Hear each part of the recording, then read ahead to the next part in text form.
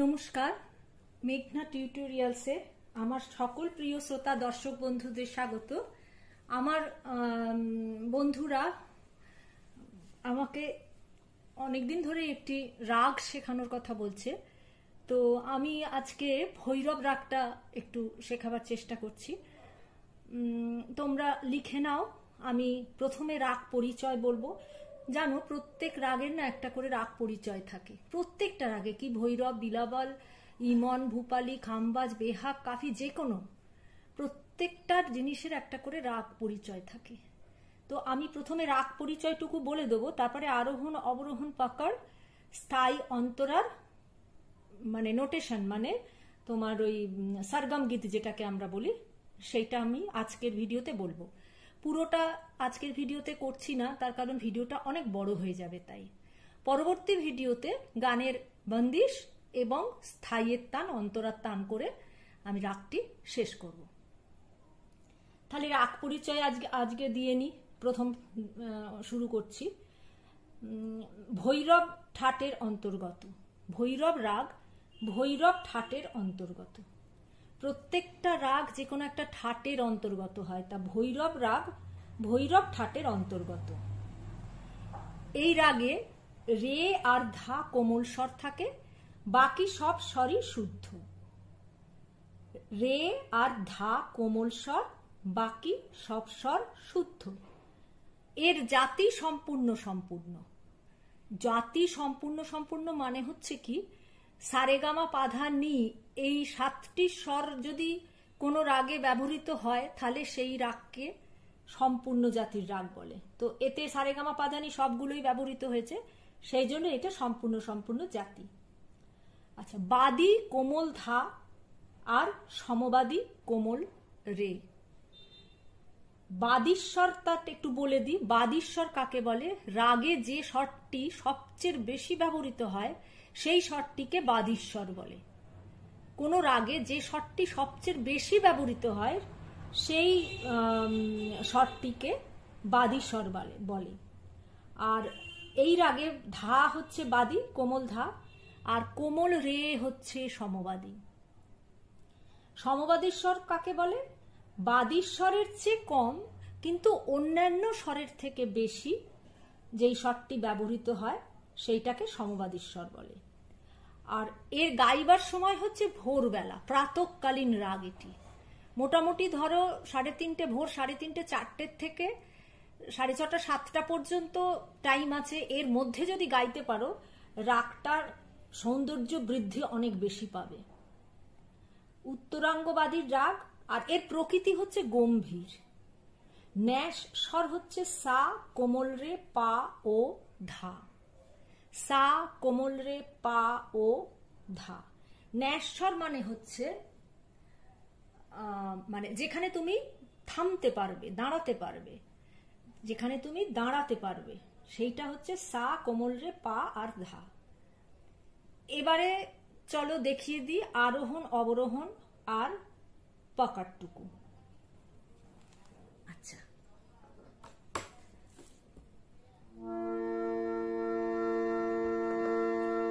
এবার আমি তোমাদেরকে মানে সাপা টিপে ধরে করব, কারণ সবার তো আর তানপুরা তে অভ্যাস নেই, তানপুরায় করবার অভ্যাস নেই। সেই জন্য আমি দুটোতেই দেখিয়ে দেবো। সাপা ধরেও করে দেখিয়ে দেবো, আর হলো বাজিয়ে করে দেখিয়ে দেবো। রে ধা কোমল, রে আর ধা কোমল। তাহলে চলো দেখিয়ে দিই। সা রে গা মা পা ধা নি সা, সা নি ধা পা, মা গা রে সা, আ আ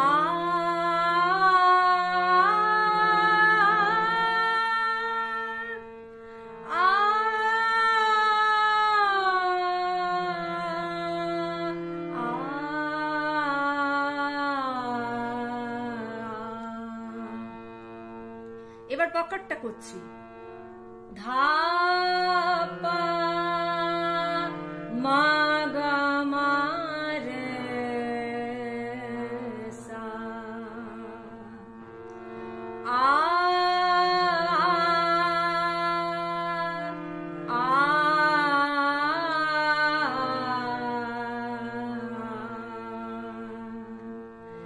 এবার আমি সাপা ধরে করছি, যাদের তানপুরায় করার অভ্যেস আছে তারা তানপুরা বাজিয়ে করবে। সা রে গা মা পা দা নি সা, সা নি দা পা মা গা রে সা, ধা পা মা গা মা রে সা, আ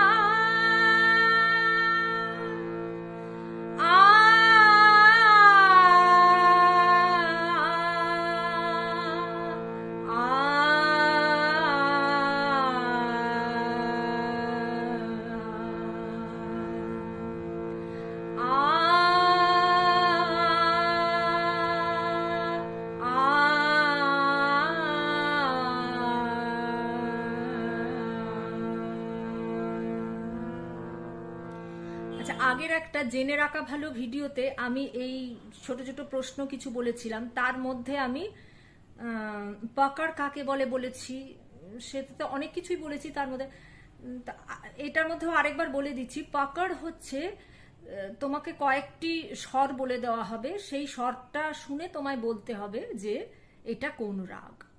হ্যাঁ, রাগ আইডেন্টিফিকেশন, রাগ চিহ্নিত করার কতগুলো স্বর তোমাকে বলা হবে, সেই স্বরটা শুনে তোমাকে বলতে হবে যে এটা কি রাগ, একেই পকার বলে। ঠিক আছে? আচ্ছা, এবার একটু বিস্তার করি। যারা ছোট তারা এখন বিস্তার হয়তো পারবে না, কিন্তু যারা একটু শিখেছো তাদের জন্য একটুখানি বিস্তার আমি দেখিয়ে দিচ্ছি, আলাপ আলাপ করা। সা নি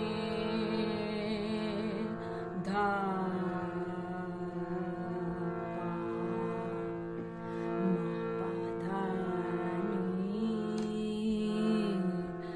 ধানি সা,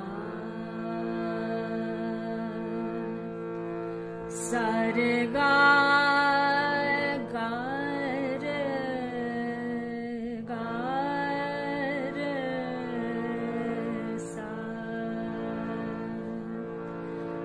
ধানি সা রে গা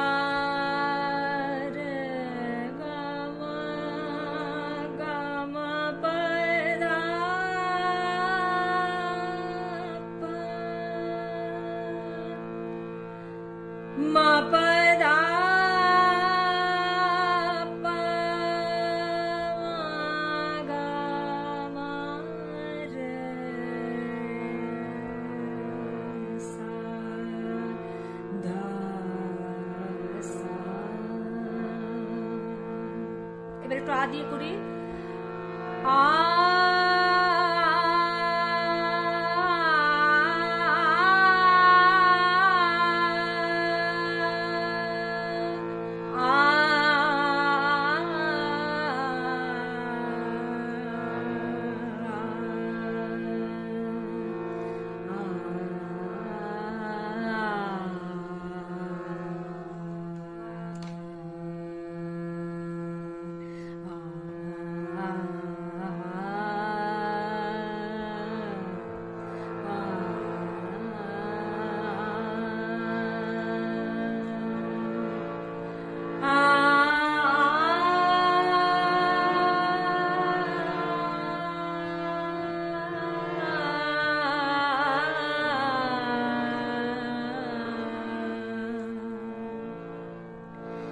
এবার আমি ওই রাগের নোটেশনটা বলছি, স্বরমালিকা যেটা বলে নোটেশনটা বলছি।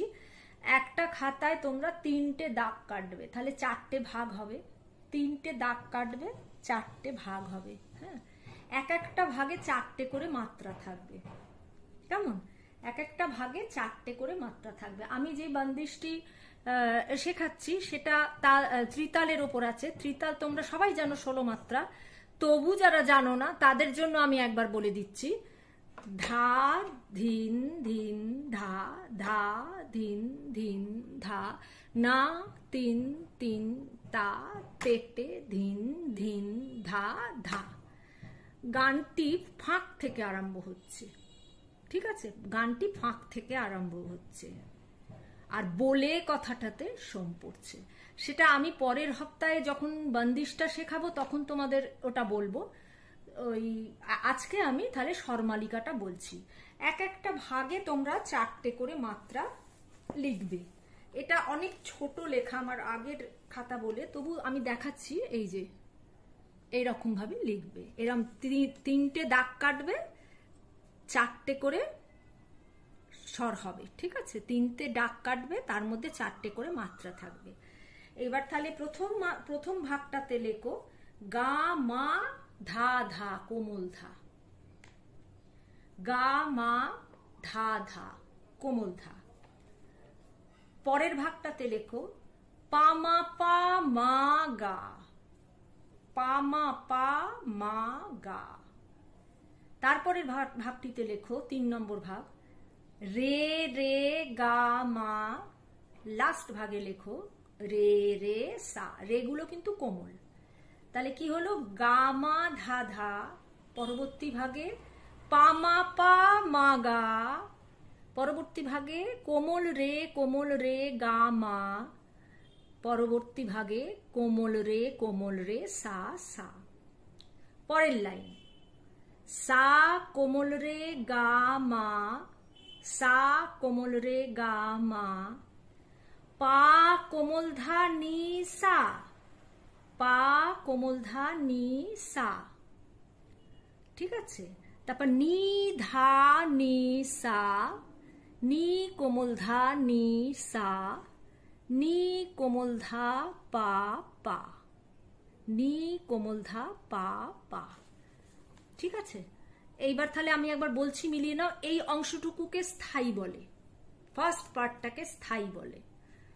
গা মা ধা ধা, পামাটা একমাত্রার মধ্যে লিখবে, পামা পা মা গা, রে রে গা মা, রে রে সা সা।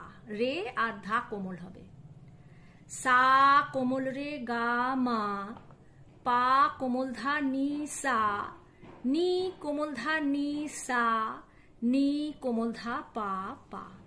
এই ফার্স্ট পার্টটাকে স্থায়ী বলে। এবার আসছি সেকেন্ড পার্টে, অন্তরা। এটাও পরপর ওরকম লাইন কেটে নেবে, নিয়ে অন্তরা লিখবে। লিখে প্রথম ভাগে লিখবে মা মা পা পা, কোমল ধা নি নি, সা সা সা সা, ওপরের সা, নি কোমল রে ওপরের সা সা। তাহলে কি হলো? মা মা পা পা, কোমল ধা ধা, শুদ্ধ নি নি, সা সা সা সা, নি কোমল রে সা সা। তারপরের লাইনে যাচ্ছি, নি ধা ধা ধা, ধাগুলো কোমল, নি নি সা সা, রে রে সা সা, ওপরের রে প্লাস কোমল, নিসা নি ধা পাই, নিসাটা এক মাত্রার মধ্যে, হ্যাঁ, নিসা নি কোমল ধা পা। তারপরে এই পা থেকে এই গা, পা পা গা গা, রে রে সা সা, পা পা গা গা, ওপরের গা, রে রে সা সা, কোমল রে সা, নিসা নি ধা পা, গামা গা রে সা। নিসাটা একমাত্রার মধ্যে, গামাটা একমাত্রার মধ্যে। তাহলে কি হলো? আরেকবার মিলিয়ে নাও। মা মা পা পা, ধা ধা নি নি, সা সা সা সা, নি রে সা। রেধা কিন্তু কোমল, নি ধা ধা ধা, নি নি সা সা, রে রে সা সা নিসা নি ধা পা, পা পা গা গা, এগুলো ওপরের গা, রে রে সা সা, এটাও ওপরের, এটাও ওপরের, নিসা নি ধা পা, গামা গা রে সা, নিসাটা একমাত্রার মধ্যে, গামাটা একমাত্রার মধ্যে। আচ্ছা, ত্রিতাল এইখানে যোগ চিহ্ন দেবে, এখানে দুমাত্রা, এখানে ফাঁক, এখানে 3। সোম দ্বিতীয় তাল ফাঁক তৃতীয় তাল, এইভাবে যাবে, সোম দ্বিতীয় তাল ফাঁক তৃতীয় তাল, সোম দ্বিতীয় তাল ফাঁক তৃতীয় তাল। তাহলে আমি এটা এবার করে দেখিয়ে দিচ্ছি। গা মা ধা ধা পা মা পা মা গা রে রে গা মা রে রে সা সা, গা মা ধা ধা পা মা পা মা গা রে রে গা মা রে রে সা সা, সা রে গা মা পা দা নি সা, নি দা নি সা নি ধা পা, গা মা ধা ধা পা মা পা মা গা রে রে গা মা রে রে সা সা, সা রে গা মা পা দা নি সা নি দা নি সা নি ধা পা, গা মা ধা ধা পা মা পা মা গা রে রে গা মা রে রে সা। এটা হচ্ছে স্থায়ী। এবার আমি অন্তরায় যাচ্ছি।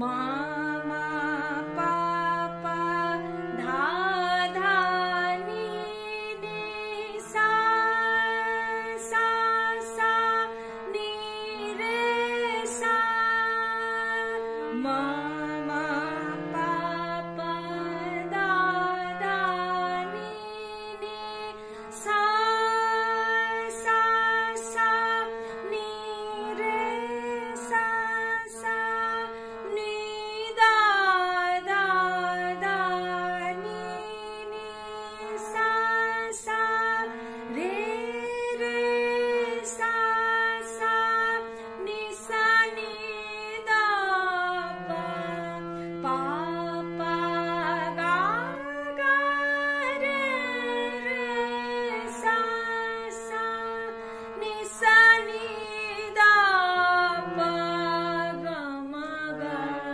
রে সা। গা আরেকবার বলছি, মিলিয়ে নাও। গা মা ধা ধা পা মা পা মা গা রে রে গা মা রে রে সা সা, সা রে গা মা পা দা নি সা নি দা নি সা নি ধা পা পা, গা মা ধা ধা পা মা পা মা গা রে রে গা মা রে রে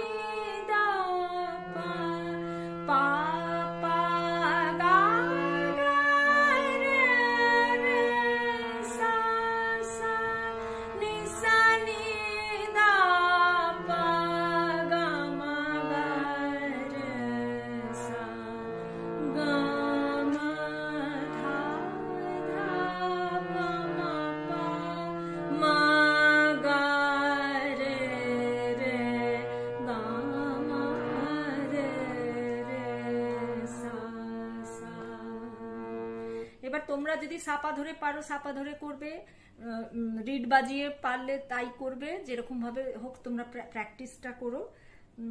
পরের ভিডিওতে আমি বন্দিশ এবং তান সরগম নিয়ে আসবো, সেই পর্যন্ত তোমরা আমার সাথে থেকো। আজকের ভিডিও এই পর্যন্ত। নমস্কার সকলকে।